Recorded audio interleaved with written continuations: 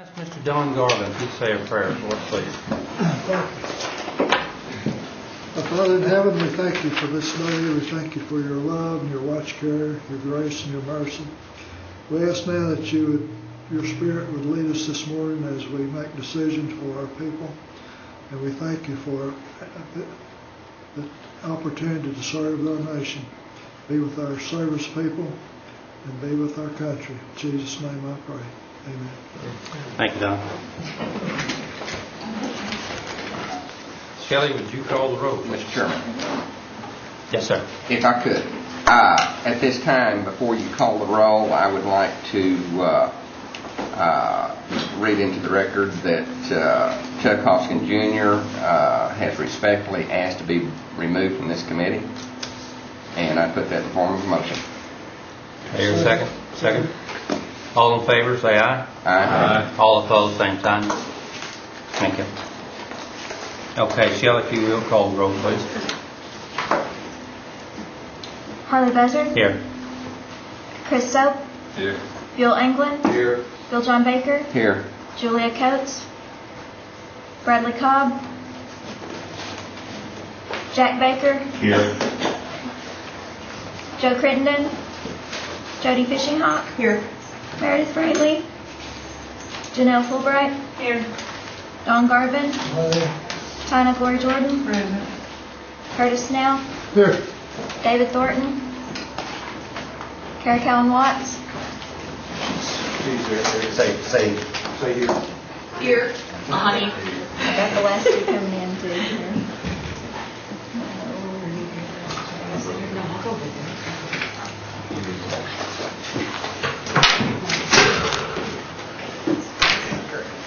You're back. I got them. I'm here, Buzz. Okay. All right, Bradley, we got you. I want to thank everybody for coming in this morning. I know 9 o'clock arrives fairly early for some of us anymore, but anyway, thanks for coming. I see all of our people in the audience, and I think we know most of them. Is there any new people out there that we'd like to have you introduce? Sharon, is the lady with you new, or do we know her? I don't. I think most of them know her. This is Bella Gifford. She Okay. Yeah. works with my office. Okay. Fine. All right. Okay, do I have approval of minutes for September the 11th? So moved. Okay. Second. All in favor say aye. Aye. Any opposed, same sign. Norma, look like you're first up on the report for Human Services, and I think you passed some stuff out here, and if you want, just go over this stuff and tell us what you want us to know. Okay. Right here. I And I'll ask know the that we're questions. kind of using a new format, I believe, so you may want to help me. I know that you all are we're doing the printouts, so I won't be too repetitive, but I will just bring your attention to a couple of things that we're, I guess, under accomplishments. Some of you did participate in the Bridges Out of Poverty training that our group put on, and we included other people in the from other groups that we work closely with, as well as inviting the council. And I hope that if you did participate, I think most people found it very worthwhile. And we are going to try to get that lady back to do a continuation and get other people to be exposed to this very important information as we deal with our clientele. Yes, Ms. Councilwoman. Thank you, Mr. Mayor. Norma, I couldn't attend, but I got the books. I'm in the middle of one of the two. And One's a workbook and one's the book and one's the workbook. I think I'm in the book. It's the blue one. You're probably further along than I am. I wanted to talk to Chief Smith and our CEO, David Stewart at CNE. I don't know if CNI experiences these same problems. I would say they do, but since they're a smaller company, they're dealing with them better. I think that some of our personnel issues at CNE have to do with what the book is talking about. So I'll just forewarn you now that even though I haven't talked to the chief, I'm going to talk to the board, because this training needs to be brought to our HR department at CNE. And our management, or the supervisors and managers at CNE, I think some of our personnel issues come with the idea that we're not speaking properly to our folks that we're bringing up through the ranks, and we're not training them for the expectations of the corporate environment and middle class. I mean, just what the book talks about, it's amazing. Yeah. I saw some of the stuff that I've made mistakes on, Sure. or continue to make mistakes that come from my family. I mean, you just can't help it. Right. So I don't know how to do that, but I'll be going and talking about it. Chief came. Okay. He came to probably 2 hours, and he was he's mentioned it to me twice how impressed he was. So that's pretty big, Yeah. That he thought it was that good, and he made a point to go and talk with the presenter, the leader, before he left, because he had to fly out. But he came in and he liked it very much, what he got to see of it. There's no one that shouldn't have this training. And I will tell you, several people came up to me and said, now I know why my husband and I don't talk. We have trouble talking because we came from such a different background, and I didn't realize these issues.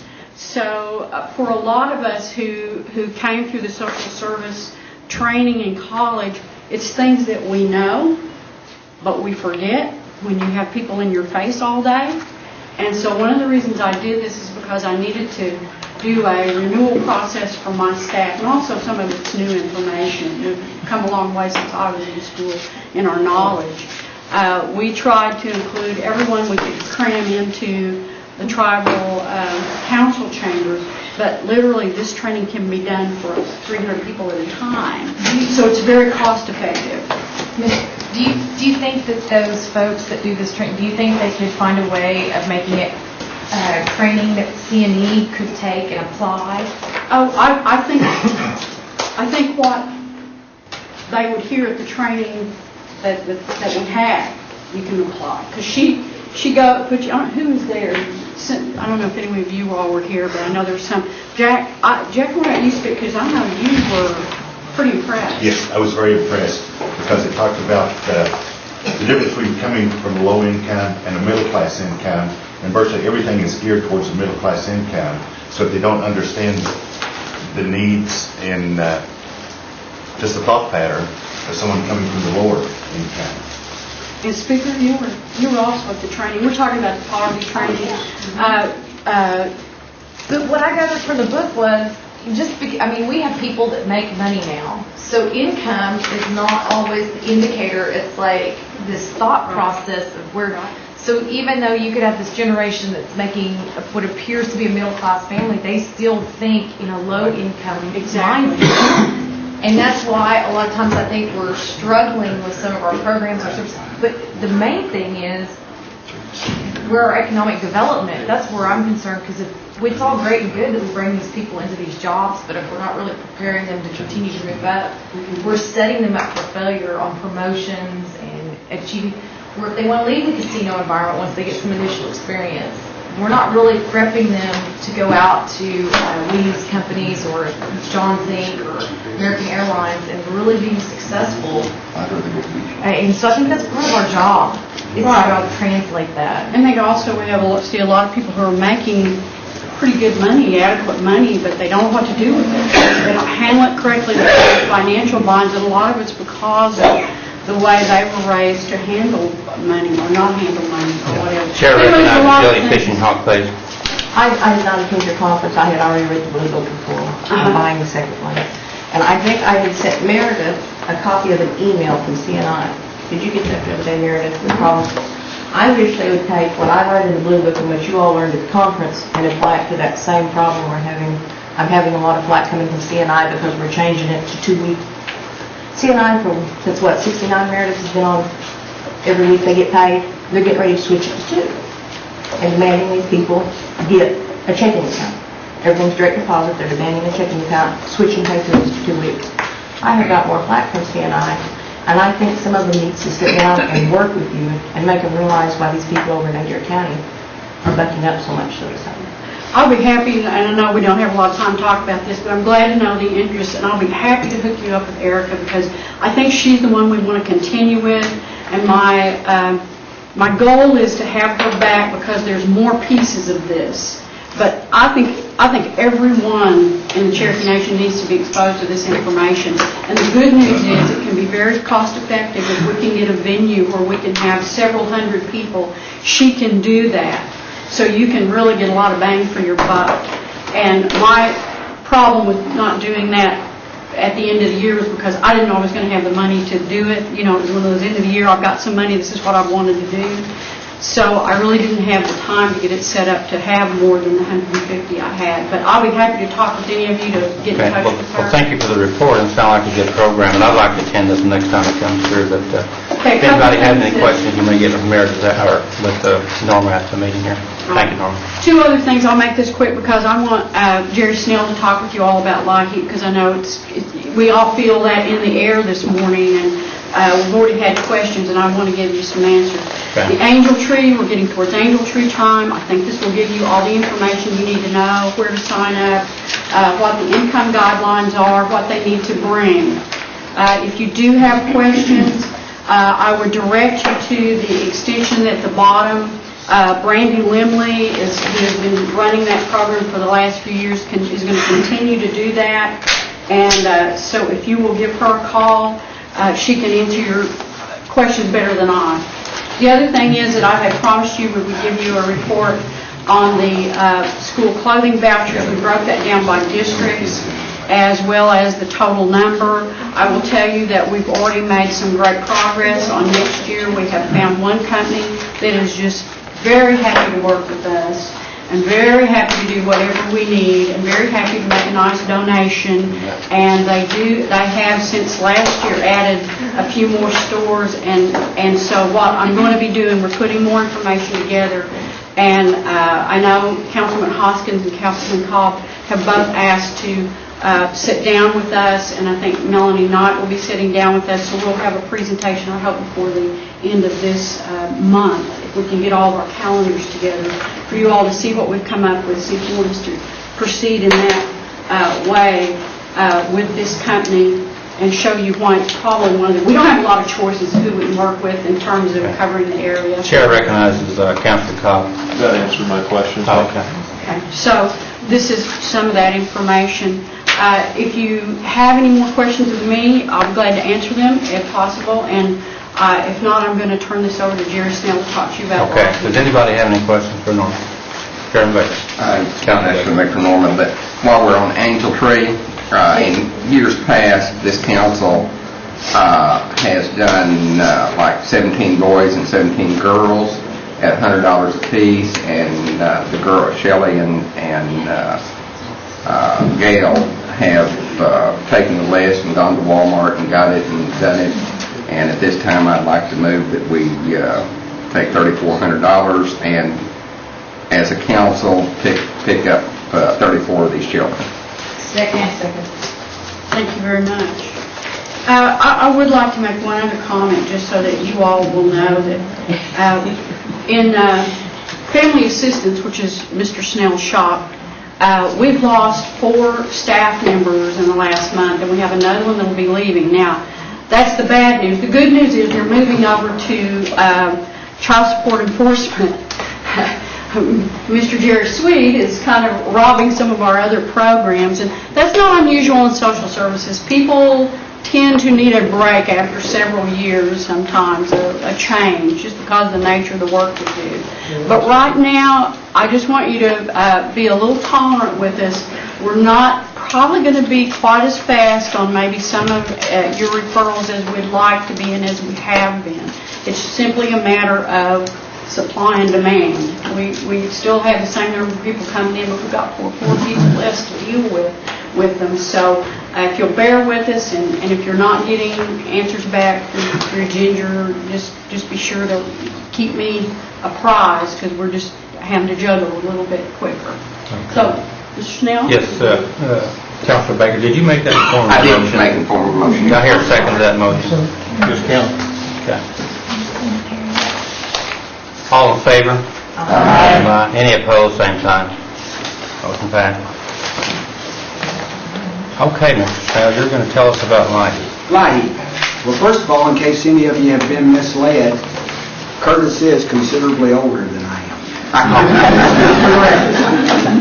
Is that for the record or what? I know he's been lying to you. You're not his dad?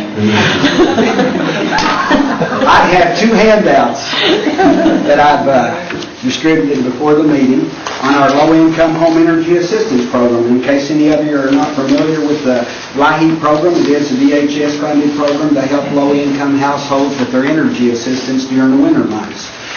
During the last LIHEAP season, we assisted approximately 1,100 elderly and disabled low-income households, an additional 400 other eligibility households. So we serve about 1,500 households a year with our energy assistance program. And this information page will kind of give you an idea of when we're going to start taking the applications. First of all, we take the applications on our elderly and disabled. We'll start doing that November the 13th. But it's done by appointments. We send out letters to each of our elderly and disabled and schedule them to come in at a given point in time. And that way we can control the application process. If you don't, you'll have 1,000 elders there on the 13th wanting to make their application. So we'll start that process. It'll run about 3 weeks to take that 1,000 or so applications.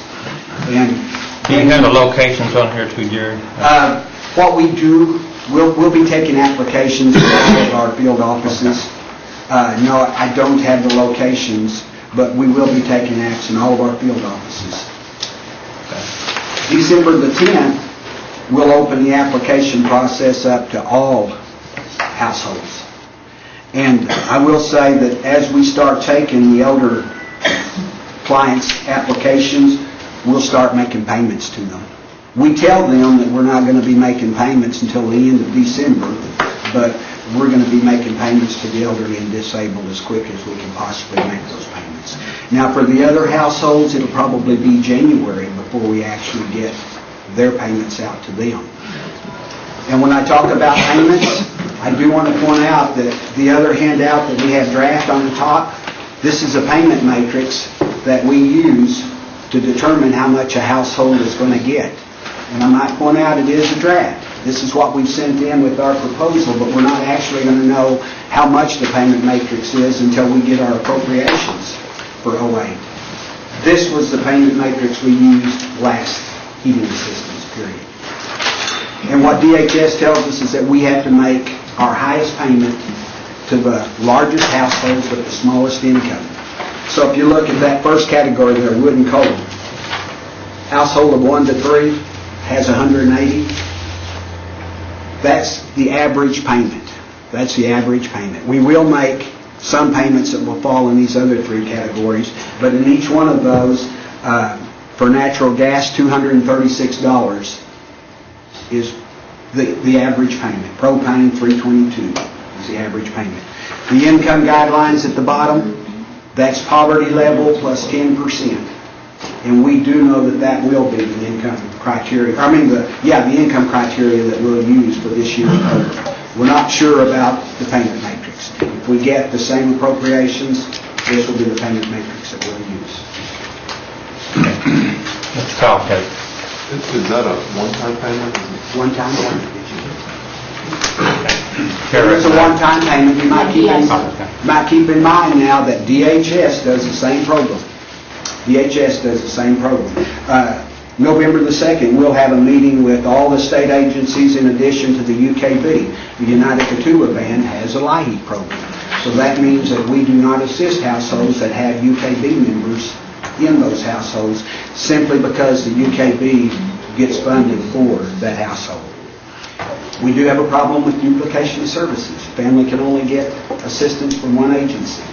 And it's an ongoing battle to make sure that we don't have duplication of services. And that's why we have these agency meetings to try to cover that. Okay. Any others? Any questions? Chair recognizes the story. What phone number do they call so they can set up an appointment for this November 13th, 14th, 15th, and 16th? They don't. If you look up here on October the 26th, we will start sending out letters to each and every one of the participants. Every participant that received services last year, we will send them a letter which will identify exactly where they go to, what time to be there. What about new ones? New ones, we take them as they come in. We just take them as they come in. Okay, so how do they contact you, by phone, or what are they supposed to do? Say they don't get a letter. after October 26th, they don't get a letter. You don't know about them, or they fell through the cracks or something. And they want to participate, and they want to get an appointment for the 13th, 14th, 15th, or 16th. Who do they call? How do they what do they do? They can call our offices. I didn't put that number on here. Just keep in mind that this information is what our staff uses for their schedule, and I just brought it over to you. But I can get you a telephone numbers for all of our field offices. That's what all the we'll have locations people numbers. coming to us that they didn't get a letter, maybe you don't know about them. That's a good point. And so they want to get in the program. If they've never been on our program before, we'll take their application anytime they come in. But meanwhile, we will get you the appropriate telephone numbers and contact. Okay, so we could give them that number and say, call here. Exactly. They will tell you what you need to do next. Exactly. Good point. Any more questions for Mr. Snell? Okay, thank you, Jim. Next on our agenda is community service, and I see Mr. Charlie Self in the audience.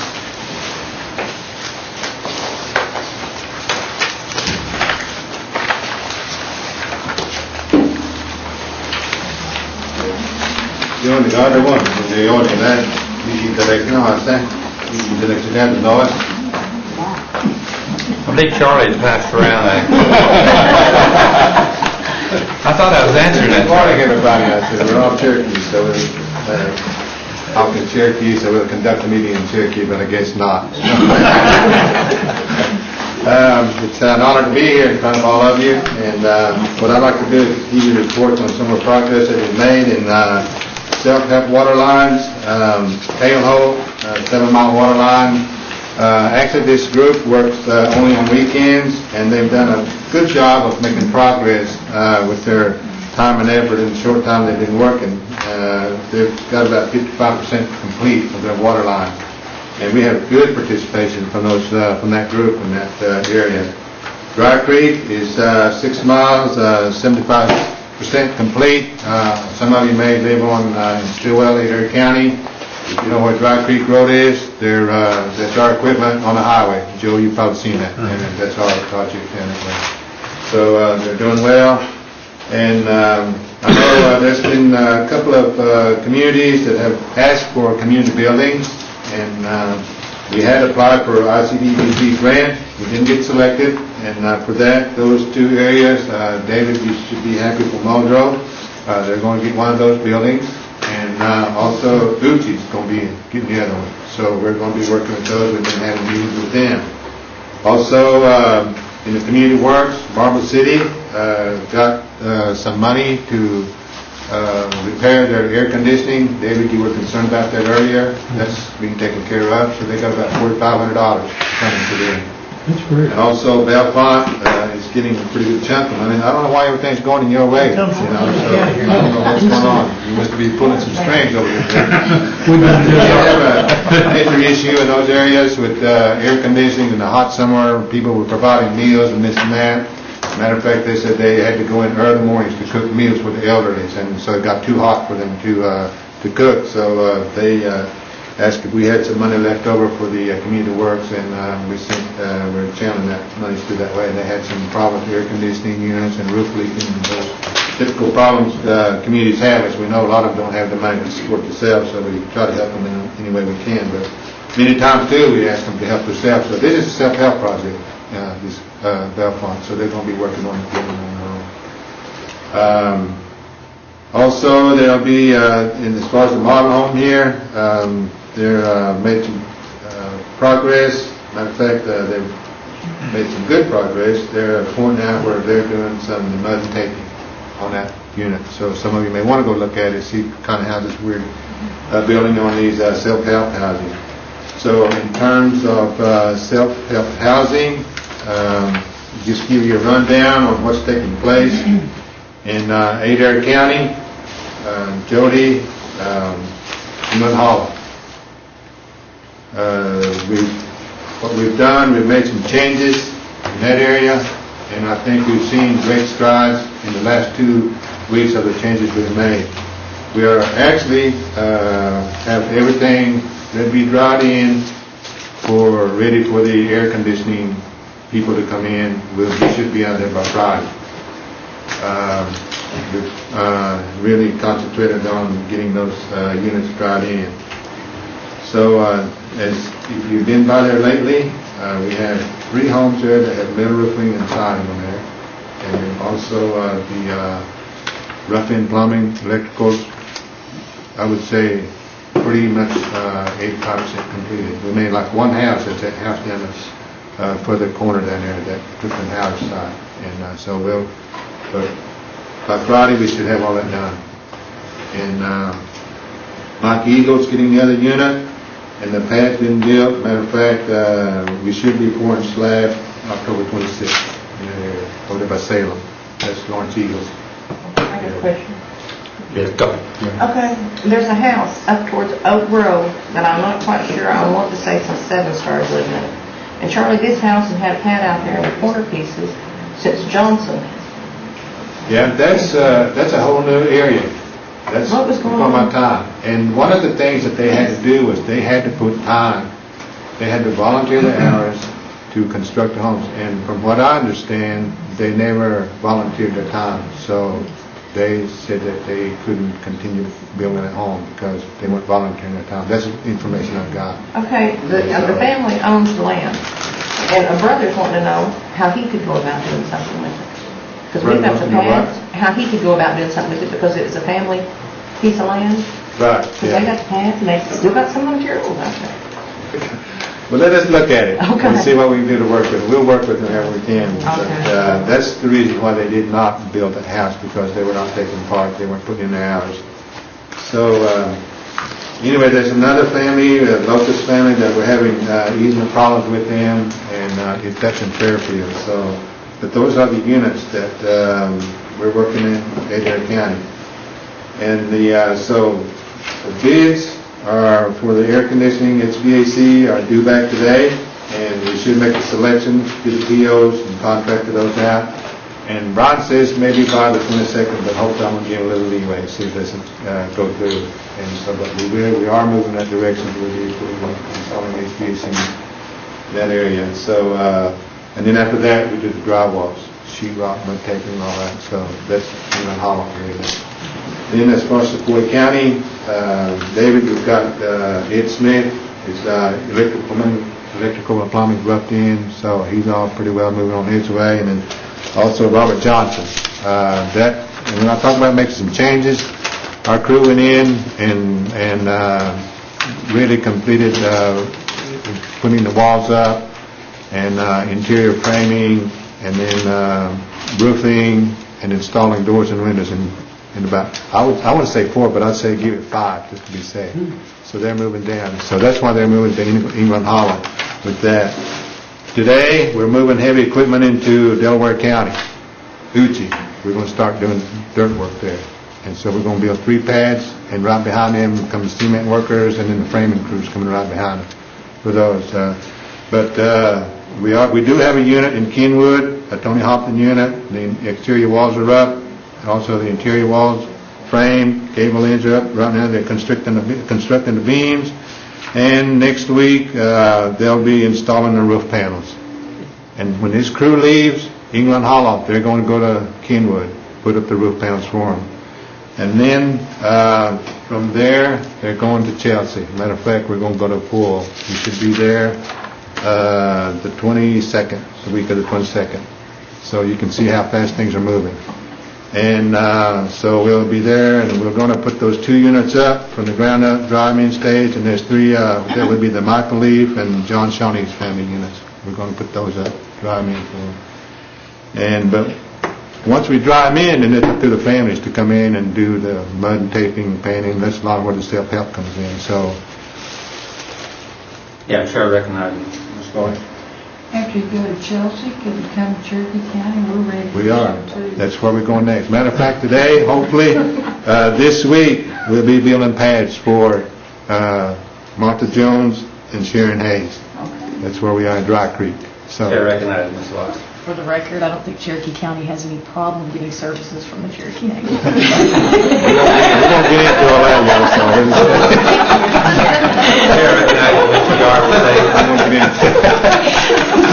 So, Mr. Garvin?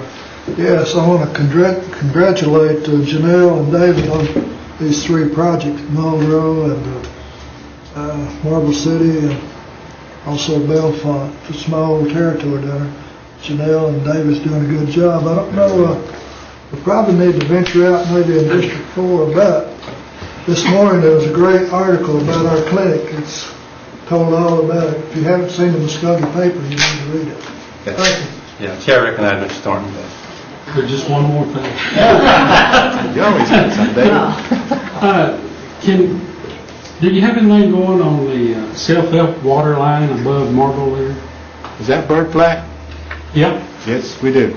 All right. We're working on that. Yes, we are. Hello, it's Bob. Okay, thank you. Go ahead. A couple months from now, or 3 months, 6 months, or? Let me see, David. Probably, I would say, let me see where we're at on that. I think we're doing some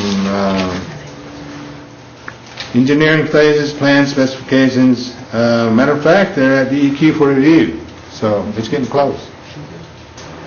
I'm sure Janelle and I want to go out there and work on that water line. I'd like to go out there with you. You know, well, I know you're a good supervisor, because I said, "What you supervise this guy?" Yeah, me and Joe's been down the dishes there before, so he knows what it's like. I believe that was the last report I got too, Charlie, that they'd send the engineering design to DEQ and it came back and they sent it back, so it should be ready in the next 30 days. All right, David, please mention. Adair County?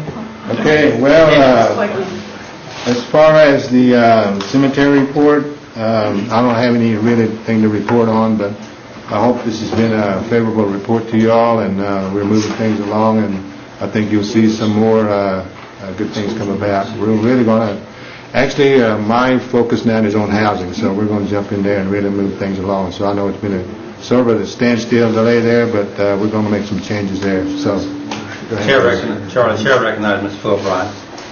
I just want to say thank you for everything we are getting in Sequoia County. We're really not being shown favoritism, but our Muldrow Indian Club down there has 96 members, and they are one of the most active I have seen. They have classes, language classes, history classes. Good. And I'm so proud that they are getting what they do deserve. They've waited a long time, and you know how we all are so busy on Saturdays, we can just spread ourselves so thin, but everything's going on in the city.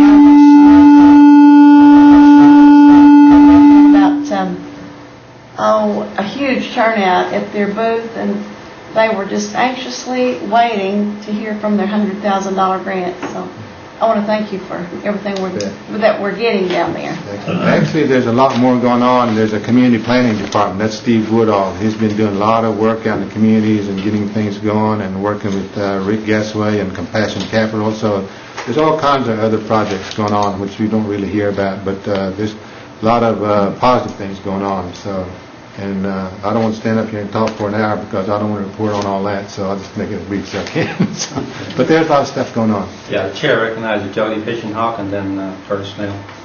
Is this your cell phone? Because I want to sit down and talk to you for a little bit, because I done told Ginger and the chief about it. I don't The one know that my you cell listed? phone number, but I'll give it to you. Okay. Okay. But I want to talk to you about housing. Okay, good. I've got one more for you, Charlie. Curtis Snell. Charlie, this may go to David, but I'll ask you. On these old mutual help houses, we've got several in our community there, in the cluster down at Oaks. And one particular house they called me about, the whole roof is so bad, and it's leaked so bad, the inside is falling in and so forth.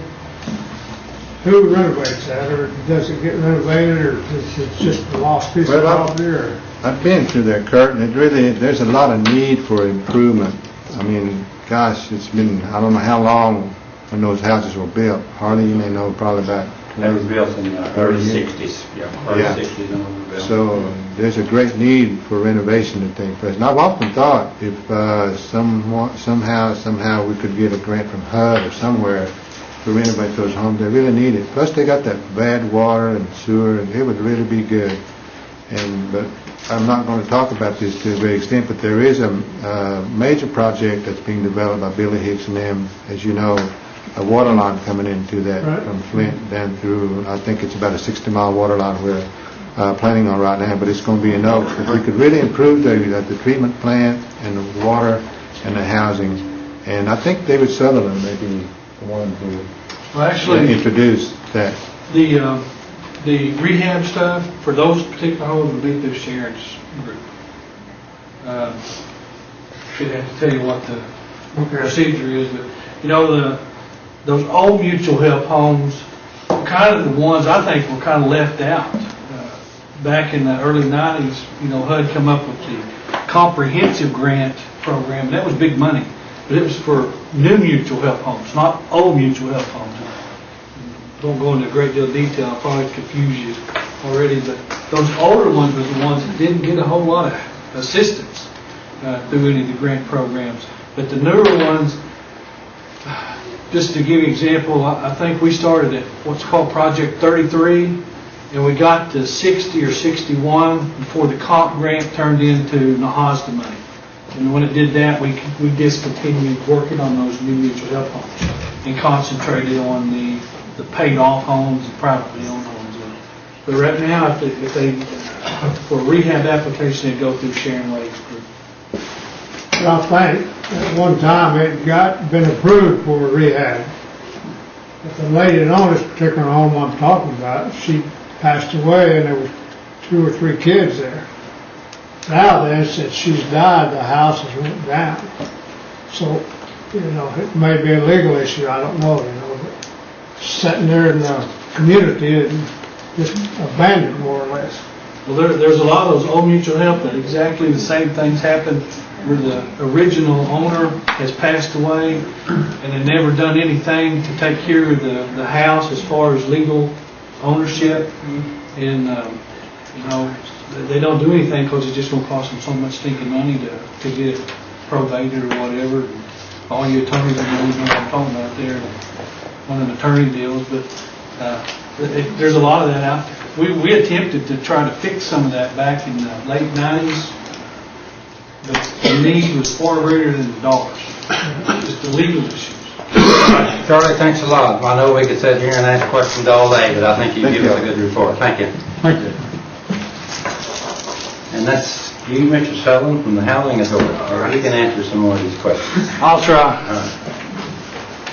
Just the report I gave to you all, and it should be in your packet there. I'm just going to go over some of the things during the last fiscal year, some of the numbers we've reached there.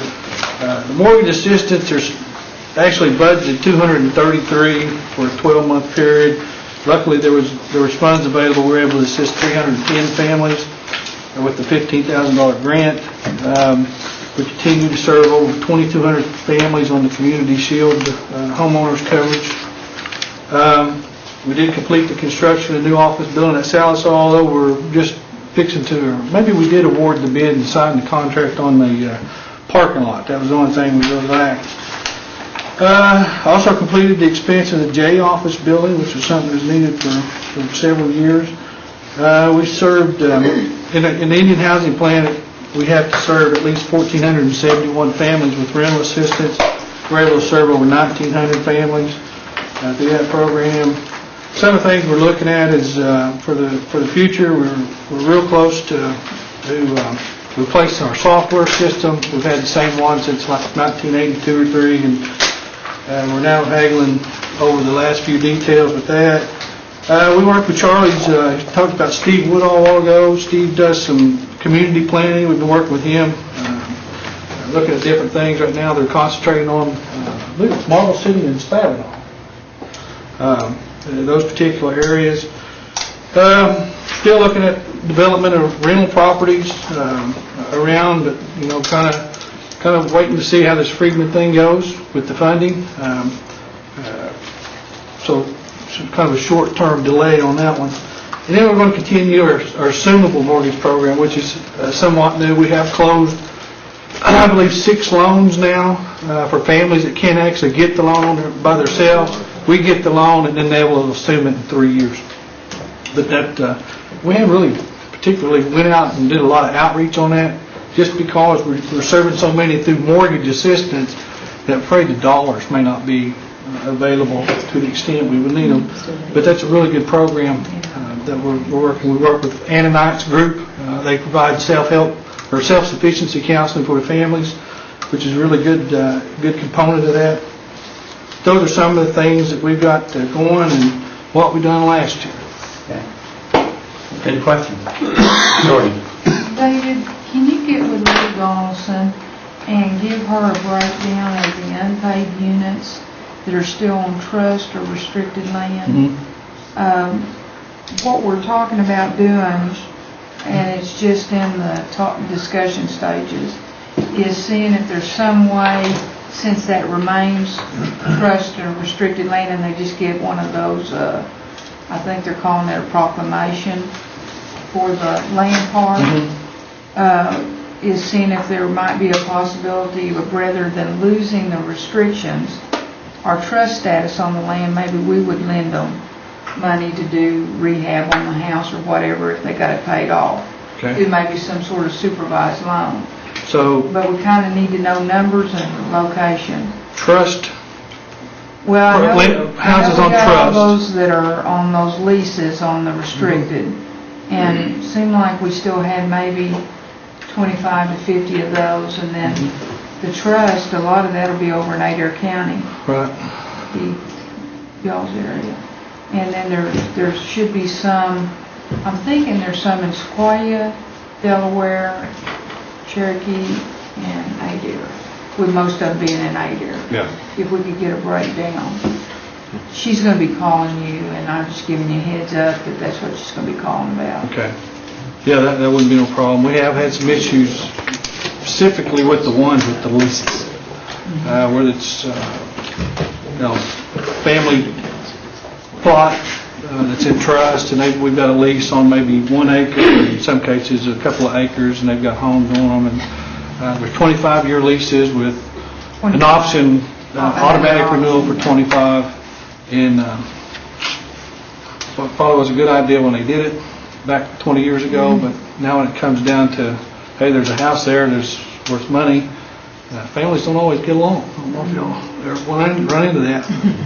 They would have disagreements. Would those houses have equity built up into their payments?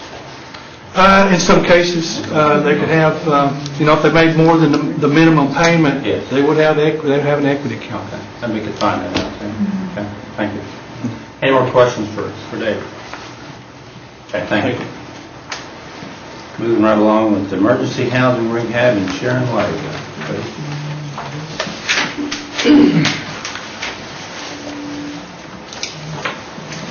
Good morning. Good morning. My report was in your packet. This was a new form, so it's kind of confusing how to fill it out. This was my first time, so I wanted to add to the budget highlights that the emergency funds has been combined with NAHASDA, so that was one of the highlights that were there. We've been working on closings for the fiscal year and issuing POs for October, so that has been slowed us down a little bit on some of our jobs. We're completing the preliminary assessment for trying to work on the preliminary assessment for rehab for 620 of those. Our rehab is not by time and date, it's by the point system, so we have to complete the preliminary assessments for all of our rehabs and apply points to them, and that's how they receive services through the rehab program. And I gave you all a copy of those. I don't know if you still have them, but if you need them, the point system, just let us know and we'll give you a copy. Would you send those out again, Sharon? 'Cause I've either misplaced mine or I can't find it.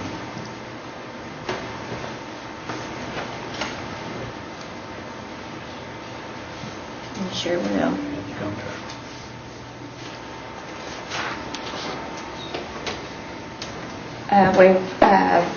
We were kind of behind on our lead-based paint. We've kept getting caught up or trying to catch up. We've completed 7 lead-based paint jobs. We have got the majority of our crews trained for lead-based paint. We've ordered the supplies and the equipment that they needed for lead-based paint, so we're starting to do those now.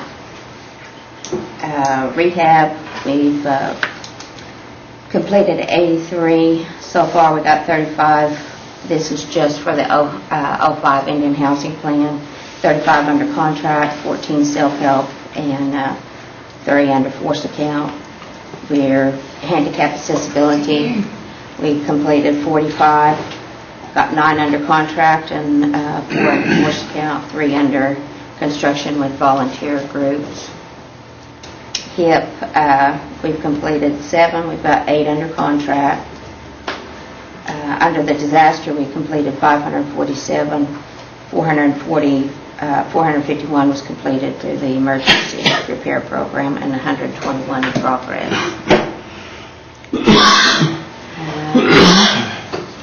I wanted to let you know that if you have community meetings, if you will notify our office, we will be happy to attend your community meetings and take applications. That's good to know. That's about it. I had a question regarding someone I've been in contact with you about in Ramona. I just can't even hear that. I just want to clarify. I talked with this individual and her nephew for some emergency rehab, and she had to go to the doctor, get a doctor's appointment, and then fill out some paperwork, and she told me that she had to send the paperwork to Claremore. Does that sound correct to you? Yes, we have offices in Claremore at the housing authority. Okay. And we have offices at Jay and one at Salazar. Okay. And they usually send it there, and then they bring it, complete the applications, and bring it to our office. Okay. After this, I'll check with you. I'd like to know when and if that gets to your office. Okay. Thanks. That'll be fine. Any more questions for Sharon? Church Snap. Sharon, I'd like to be able maybe to come to your office and visit with you and get some answers and how I answer some of these questions I have. That'd be fine. I want to take the time here. On out. Yeah, that'd be fine. Thank you, Sharon. You'll be the only one. Moving on to old business, and I see none. We'll move on to new business. Is there any new business that we need to take up at this committee? Seeing none, going to ask for anybody? Okay, sorry, Ms. Meredith. This isn't new business, but I received an email from Chakoskin Jr. He respectfully requests resignation from the Community Services Yeah, we Committee. taken care of that. Oh, you already did that? Mr. Crittenden. Thank you, Mr. Chairman. I just have a quick question for Norma. Norma, I don't guess, has anybody talked about any possibility of looking at a pellet mill operation like we talked one time? Well, I was going to talk to you after this. Oh, okay. It's not a secret, but we hadn't done anything recently on that, but we got wind of a grant yesterday, and I was going to grab you and see if you could chat with me for a few. Sure, I'll be glad to, yeah. Thank you, sir. Yes, sir. Chairman Bennett, I'd just like to note that the reports that we've gotten, the new reports, I know that they may be somewhat confusing, but I really like the format. And the one thing, though, that I was wondering if we could clarify is that on the accomplishments section, there's what appears to be year-to-date accomplishments, and then some are monthly accomplishments. And I was wondering if it would be possible that we could request that the reports be amended so that the reports reflect monthly accomplishments, and as well if they want to include those as year-to-date. So I don't know how you've typically done those in the past, but it would be nice for me personally to just be able to distinguish, what the cumulative numbers are versus, did we have a slow month or did we have a successful month or something like that. So just Okay. I think that's a good idea, Chris. I saw the same thing, and I don't know that we need a motion on that, but in our community services meeting, I'd like for those reports to show up like that, if you would, directors and managers. Yes, Norm. I just would like a little clarification. When I read that, and again, we're all new to this form. Right. I was thinking of, more specific, kind of unusual things, maybe out of the ordinary. I didn't really think you all would necessarily want what we do in all our many programs, like numbers or. Right, that's what I'm wondering. When I see 83 rehabs completed, is that a monthly completion or is that year-to-date? See, that's what I'm wondering. I understand. You want to be a little more specific. Right, so I'm sitting here going, okay, in my head, do I have to, divide this by 9 months and say we got 10 completed per month, or, that's how you distinguish continuous improvement or improvement in your programs. And I'm just curious, it makes it easier for me to look at that, and I think it'll make things flow faster. And we'll see, hey, you're doing a great job, or, what do we need to do to assist you to get more accomplished and so forth. So that's just a comment. Yeah, I agree. And Junior, would you see that gets taken care of as far as our policy here? Any more announcements? Anything else that people like to bring up to this body? If not, do I have a motion to adjourn this meeting? So moved. Second. All in favor? Aye. Any opposed to that? Meeting adjourned.